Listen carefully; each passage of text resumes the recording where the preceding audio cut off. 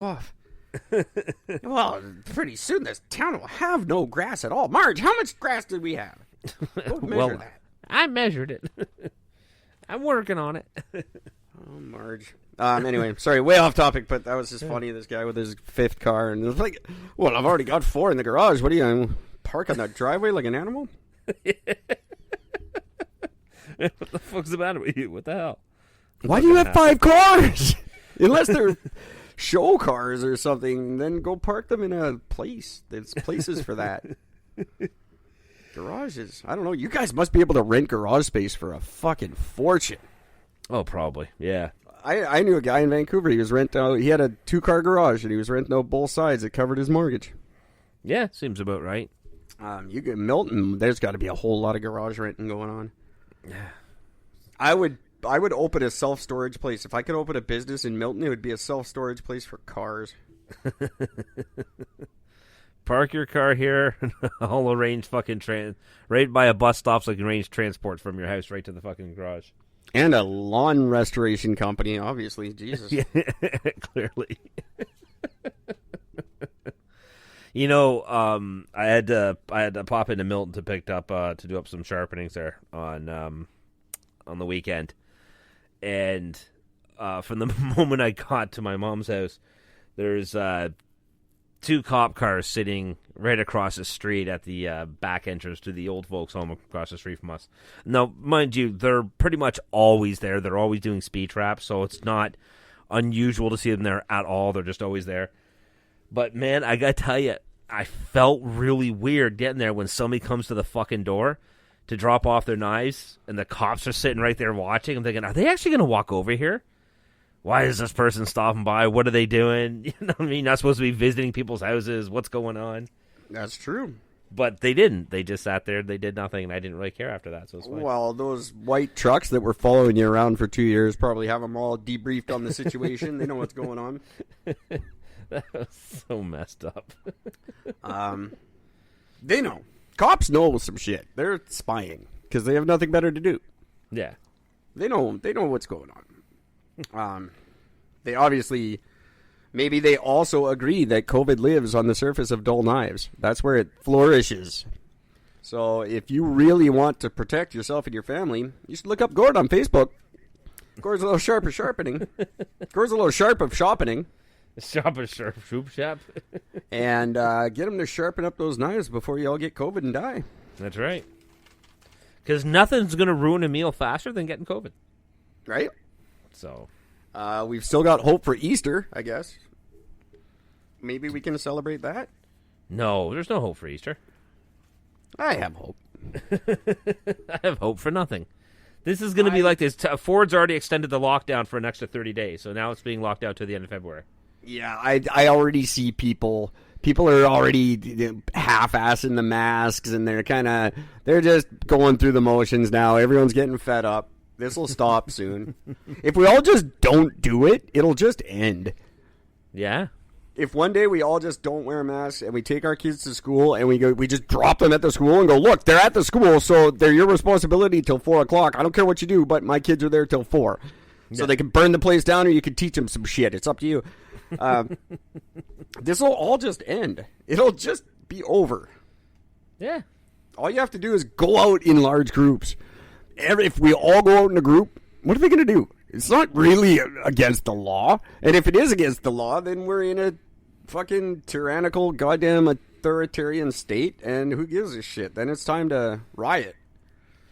Well, my personal favorite is the fact that they use terminologies like, lockdown, but they're not going to call it martial law. They're going to they skip around the issues. No, we're not under lockdown. We're under, forced voluntary stay-at-home orders. Oh, it's totally voluntary. Just like the vaccine for healthcare workers. It's totally voluntary. You don't have to take it. You won't have a job if you don't. Yeah, but, right. That's your choice. Do you want your job or no? That's totally up to you, and we respect your right to choose whether you want to eat or not. That's your choice. You need to lose some weight this year. Don't take the vaccine. Lose your job. It's good. That's it. Very simple. It's the two Michaels. It's the way people talk now. Let Huawei lady go. We'll let them go. We're not saying it's related. Saying if she was free, they would be too. That's all we're saying. All we are saying is give Michaels a chance. Give peas a chance. They're green and they're good for you. That's right. And they taste delicious. I love my peas. Way to go, John Lennon. You were a little bit right of all salt along. and pepper and butter and all happy. Give peas a chance. Not the Black Eyed Peas. They're a crappy band. I don't even know what a black-eyed pea is. Apparently, it actually really exists. Yeah, it's a thing. I don't know what it is. I don't know. Is it like it's got like a pimento or something? I don't know. Nah, it actually has a black dot on the end. Yeah, but why? Where, I don't know. I don't get it. I don't either. They're a shit band. They had that One Love. They did that One Love song, and everyone went fucking nuts. And then everything they did after that was just garbage. They were a great band before Fergie joined. They used to make fun of the music industry about sellouts, about, rapping about nothing that has of no importance. I don't remember them being great. I never do, but I didn't follow. That's because they weren't well known. They were underground still at that point. I actually loved their first album. It was a really, really good album, and they had a great video that was mocking all these other rap bands for being top 40 hits and for selling out completely and writing lyrics that just have absolutely no value or anything. I've got a feeling. Yeah, and then literally 2 albums later, my humps, my lovely lady lumps. That I just don't. And she can't sing. She proved that with a national anthem. That's just weird. I guess, whatever. They don't care. They're rich. They're stupid rich. They don't give a crap anymore. No, not at all. It's very difficult for me now at this point in life to say I wouldn't, for any amount of money, just fucking sing whatever the fuck they told me to. What, you want me to use auto-tune? Whatever. Get rich while you can. Sing whatever they tell you to. Bieber it up. You don't have much time. You might as well. That's, you're not right. You're not wrong. You're not right. You're not wrong. You're not. You're not right. You're not right. I can't even say that's not true. You are right. Why not? I'm in. I'll sign. Like I said, offer me a fraction. COVID. Bless you. Offer me a fraction of money that other people are getting, and this is the worst pandemic I've ever seen, and everyone put your mask on and shut the fuck up. As soon as that check comes, I am busting balls. Oh, and I will be nasty about it. You put your fucking mask on right now. Last week you said it was a scam. I did not. I learned the ways. I've learned the error of my ways. Your podcast says every episode, every day, you said it's a scam. That show's a joke. Don't you know how to take a joke? I was joking. It's the worst thing that's ever happened.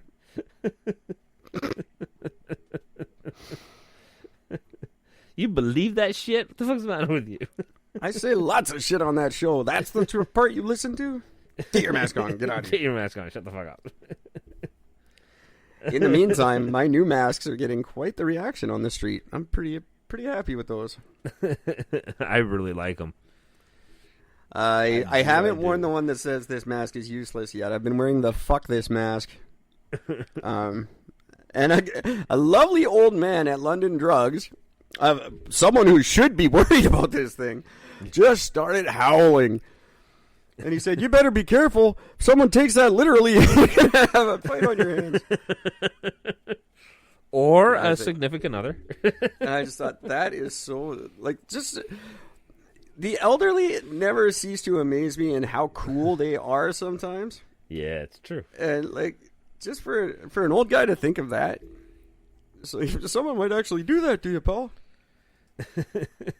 I just thought, that's great. They're good people. I'm sad that some of them are dying. I agree. Years ago, back when I was still heavy into punk, I went and helped a buddy of mine. He worked for this moving company, and they were helping this farmer there's this, I don't know what the fuck it was. Apparently some really well-known, like, it's like a farmer's market sort of. But instead of like all like food and stuff, it's just all like farmer parts and shit, I guess. Farmer parts. I don't know. Fuck, whatever it is. For when you're trying to put together a farmer. Right? Exactly. I need parts. an arm and, need a set of overalls, whatever. Where do you keep your farmer parts? In the back where they belong. In the back next to the children's lingerie. That's right. What? So I went with him to go and do that, and the problem was when he asked me to go, I had just spent like an hour putting up my mohawk, and I had a fairly big mohawk. It was, so my hair was kind of long, so it was probably about 14 inches fucking high. You had figured out you were white by that point, clearly. Yeah. I got out of the other stage, and I was back being a little fucking white punk. Not that anyone could have a mohawk. I'm not saying you can't. I'm just, just joshing. But anyway, so I got this giant mohawk on. I got my fucking Rancid t-shirt. I got ripped up pair of jeans and suspenders, and my Doc Marten fucking boots. Like, I'm just right done up. And we were out in the middle of fucking nowhere, Ontario. And we stopped in this convenience store. I needed smokes. So we popped in this convenience store, and I mean, we're like redneck community area. Like, there was literally a pickup truck with 4 kids in the fucking back. Let me just interject here. Gord didn't even smoke at the time. That's how punk he was. Yeah, it was I need smokes. And he talked British. He's like, I need fags. I'm going to smoke a fag. I got to get a pack of fags. He was very, very punk. It was I was an oi punk. There's no getting around it. And anyway, so we go into this fucking convenience store, and I mean, I'm expecting the looks and whatever, and I get, since again, there's this little old lady, she's like fucking 5 years old, sitting behind the counter, and I walk up and said, hey, I said, can I grab a pack of smokes, whatever, and she's like, your hair is just so fantastic. I just love the way that stands up. What do you use? Is it all hairspray and gel? My God, no, actually it's raw eggs. She's like, it looks just great. That just looks, you got all these colors on, and she was so happy about me. If she's 70, then she was probably punk in the punk era. Yeah, true enough. We forget with all this stuff we appropriate from other generations that those people they started that shit. Like, the 70-year-olds now were our age then, kind of thing. They came back from war and they were in 20. Now that's true. That is very, very true. So they started cool. We forget that, but we didn't invent cool. Old people did. That's right. They created cool. We just took it and made it cooler. Or in some generations, uncool. Whatever. Well, this one's got a lot of trouble. Yeah. Hey, that could that's a nice segue, I guess. This generation's trouble leads us into a thing we haven't done in a very long time. Before I get to my favorite stories of the weekend, we have, ladies and gentlemen, for the first time I think in season 3, finally, an Eric and Gord to tip our hats to. Yeah, buddy. This would be Eric Cameron and Gord Karkner. That's a trouble. I bet you had some issues there, Gord Karkner. I feel your pain, brother. Gord Karkner is he works for the Outreach Canada Ministries, and he's giving a lecture series he has written in the Alberta College of Art and Design. I believe that's where he's doing it, which is where Eric Cameron, a 45-year artist and teacher at ACAD, is. I was a janitor at ACAD, so I know all about them and their art. Anyway, this Gord Karkner is he's come up with a lecture series on the existential identity crisis of millennials. Apparently they're having that. Maybe it's because they're a bunch of unoriginal little fucks. I don't know. I actually haven't reached for it. I haven't heard his talks yet, so I can't speak to them. He's giving those talks this month with his buddy Eric Cameron. Odd that my mother's maiden name is Cameron, and we got an Eric Cameron. That's kind of cool. Huh. Well, he covers all the bases. He's been an artist for 45 years, now a teacher at the Alberta College of Art and Design, has a new exhibition, the culmination of his life's career, called Extraordinary Objects.